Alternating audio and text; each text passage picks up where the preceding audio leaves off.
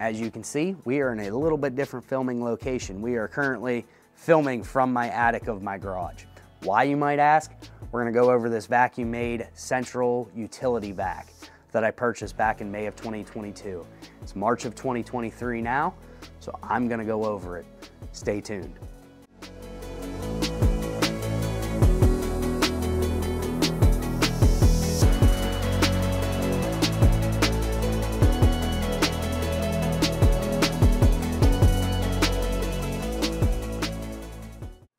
All right, this is the Vacumaid Utility Vac, model number UV100.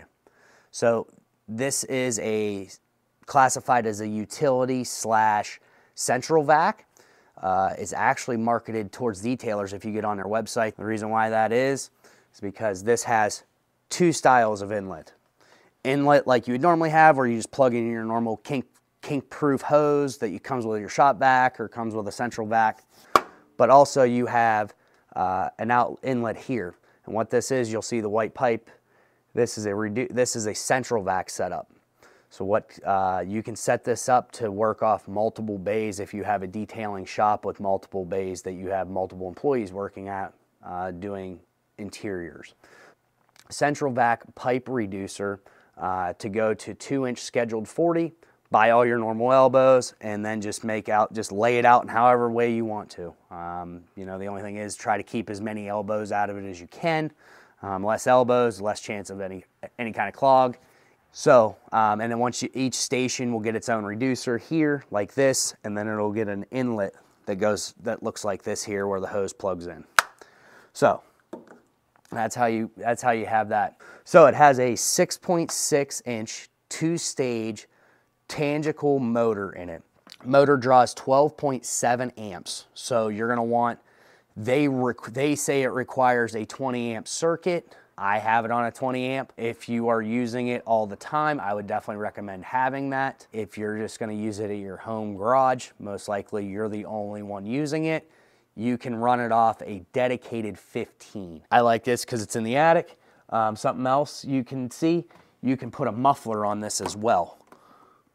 So as you can see, there's what they call the horn off of the motor that goes through this, and all this is basically like a piece of PVC with foam in it that dampens the sound, and I bet it cuts the sound almost in half. So it's a very quiet unit with that. I'll leave links to the real muffler system to this machine. Don't do what I did and just try to hodgepodge somebody's cheap system together. Just buy what's meant for it. Trust me, you'll save yourself. Next. This is a dry only vac, so it cannot take moisture inside, but you can buy a canister kit for this. I'll leave links to it down in the description. I can't remember, they had a specific name for it. It's basically a canister with a lid that goes on top, and the hose on the other end of this plugs into one side, and then you have a second hose that plugs in on the other side of it. So when you extract water, the water goes in, drops into that canister, and doesn't make it through the line into this.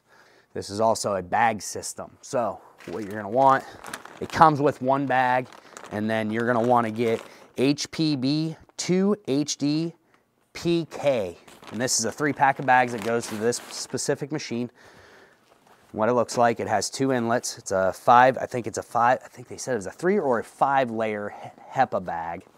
So what you'll see is you got your inlet here, for here, and then you have your inlet here for that, for the central side. So it's a 2 inlet bag.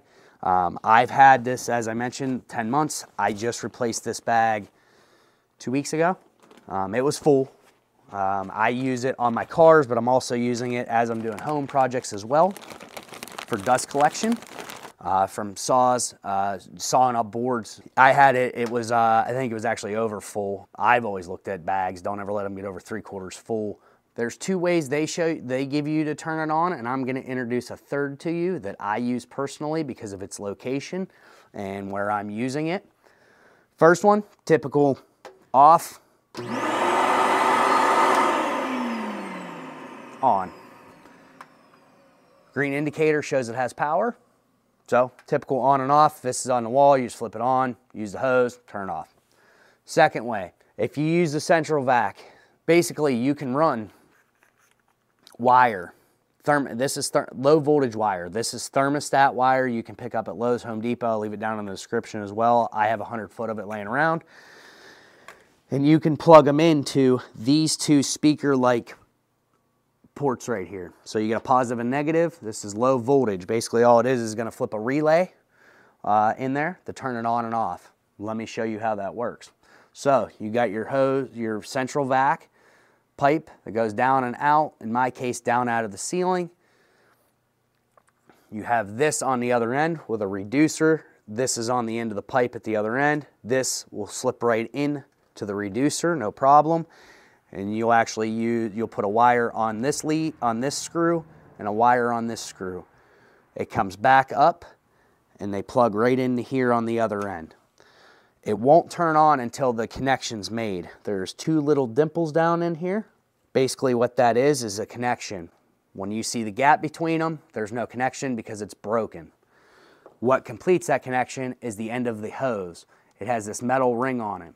When you put it in, it completes the circuit and turns the machine on. Whenever you unhook it, you're basically breaking the circuit. Same as a switch, you're just doing it with this metal ring on the end of the hose. Let me demonstrate. Your wire's now hooked up, so now you hear it's not on. Switch is in the off position, you have power, wires are hooked up. Why isn't the vacuum on? It's because you got to complete the circuit. So whenever you plug this in at whatever station this might be in your detail shop, when you push this in, turns it on. When you pull it out, turns it off. Third way of doing this, because of my conditions and because it's in my attic, I don't want to just run a wire out. I wanted a different way to turn it on and off without having to unhook the hose. And because it's in my attic, the conditions up here aren't heated or cooled, so it's going to see relatively close to outdoor temperatures. So I bought an outdoor Lutron Caseta plug. And why I bought that is because of the rating it has, because of the location that this is. I can go ahead and use it up here in the attic. You can buy cheaper ones, don't get me wrong. The Lutron Caseta was about $100, but I can program multiple Pico remotes to it, so you can have a remote at each station for your guys to use if you're in a detail shop. So you see there's no light on, and that's because there's no power coming to this. Switch is in the on position here. So now, whenever I hit the Pico remote on, light will come on.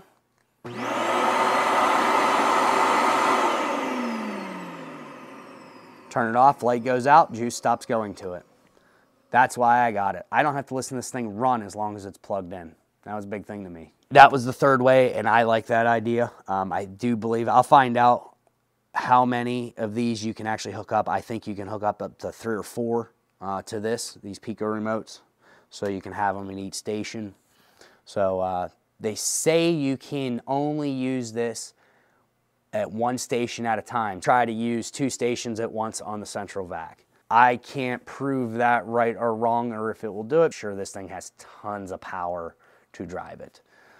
So now, big question. Why did I buy this over the well-known Garage Vac or Garage Vac Pro made by Vacumaid? Most detailers know of them and have them. They all love them. I can't speak from experience to say they're a bad or good thing. I can tell you by the motor that's in this and the build structure of this, this is all around a better machine. Let's talk warranties between this. The Garage Vac Pro and the Garage Vac both have a 5-year limited warranty for residential use only. When you go in the manual and go all the way to the back of the manual, it says for residential use only. If you read in the fine print, it tells you if you're using it commercially for such things such as a detail shop, you get a 90-day warranty from the day you purchased it. This here, on the other hand, you get a 5-year warranty for residential use only, but you get a 1-year limited warranty if you're using it commercially. So rather than the 90 days from the day you purchased it, you get a 1-year warranty with this. So that's fantastic. This has that 6.6 2-stage tangible motor. You're gonna get 1,500 hours out of it. The Garage Vac Pro has it's a 2-stage 5.7 flow-through motor. So now they're expecting between 500 and 600 hours out of that motor. You go down to the Garage Vac, it's a 5.1 single stage motor flow through. So now you're losing even more power, and it's gonna last only maybe 400 hours, they're recommended, 4 to 450. This is Vacumaids numbers. Yes, this is a little bit more money. You're looking at somewhere, you know, somewhere around the $550 mark. I don't remember the exact number. I picked it up, I think it was $500 last year. The Garage Vac Pro is somewhere around four something, 400 plus. So you're talking about 100 to 150 bucks difference. That's not a huge deal to me if you're running a business. You're gonna get 3 times the life out of this motor. It's got way more power. You have the ability to plumb in multiple stations off of one vacuum. Performance-wise, they give numbers. The Garage Vac Pro and this, numbers-wise, they look the same, but I look at it as there's almost an inch bigger motor in here with the same numbers.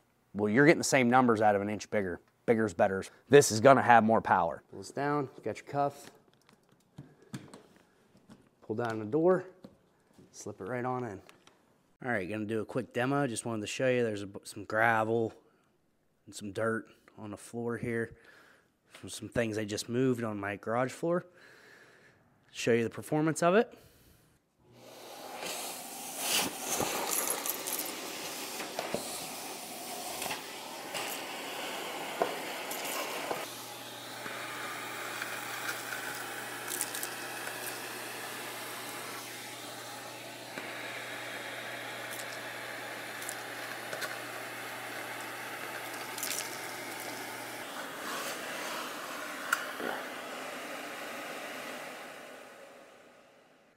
Yes, there's gonna be a little bit of stuff that's encrusted into the mud. If I'd scraped on it at all, it'd have been fine, but it pretty much picked up all the big rocks that you've seen laying here. No issues. But yeah, that's kind of my thing. I like it. I wouldn't believe you'd need another one. If you're a detailer, as far as I'm concerned, this is the detailing vacuum of the year. That's my take on it.